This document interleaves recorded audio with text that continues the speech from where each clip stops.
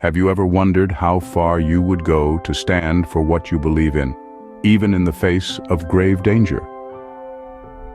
In the heart of World War II, a group of courageous students from the University of Munich dared to ask this very question.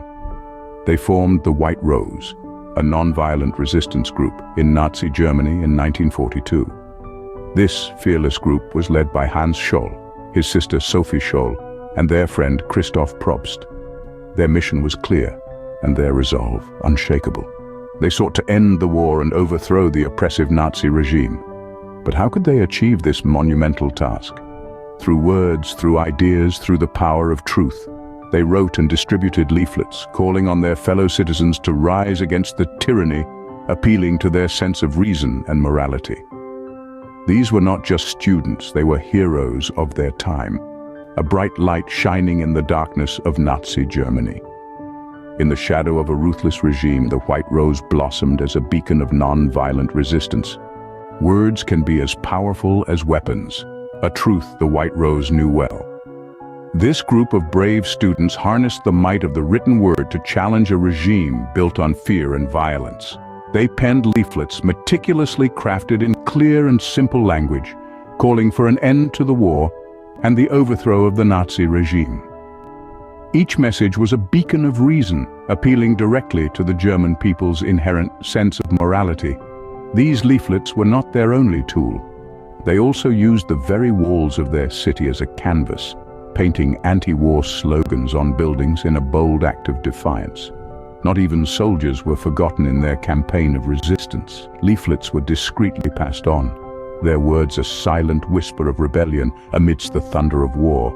Their words were a call to action, a plea for sanity amidst the madness of war. But even the most beautiful roses have thorns, and for the White Rose, those thorns were the Gestapo. The serene act of defiance by these brave students was bound to draw the ire of the oppressive regime. The Gestapo, the Nazis' secret police, were relentless in their pursuit to quell any form of resistance. The members of the White Rose were eventually ensnared in their thorny grasp. In February of 1943, the Scholl siblings, Hans and Sophie, along with their comrade, Christoph Probst, were arrested. Their crime? A daring act of treason against the Nazi regime, a crime for which they were found guilty. Their sentence was a swift and brutal execution by guillotine, carried out on February 22, 1943. But the tyranny didn't stop there. Other members of the group were also apprehended. Some faced the same grim fate as the Scholls and Probst, while others were condemned to the horrific existence within concentration camps. In the face of tyranny, they had dared to dream of freedom and paid the ultimate price. Yet the true power of the White Rose was not in its bloom, but in the seeds it sowed. This group, small in numbers and brief in existence, left an indelible mark on the German resistance movement.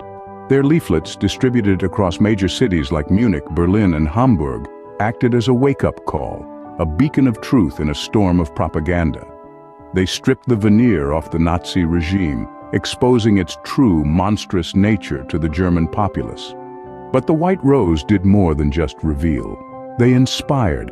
They ignited the spark of resistance in the hearts of many, a flame that the oppressive hand of the Gestapo could not snuff out.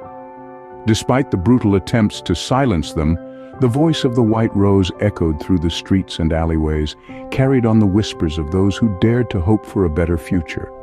Their legacy? It's not just in the pages of history books, but in the spirit of every individual who stands against oppression, who fights for freedom, who resists in the face of tyranny. The story of the White Rose serves as a timeless reminder of the power of standing up for what you believe in, even in the face of danger,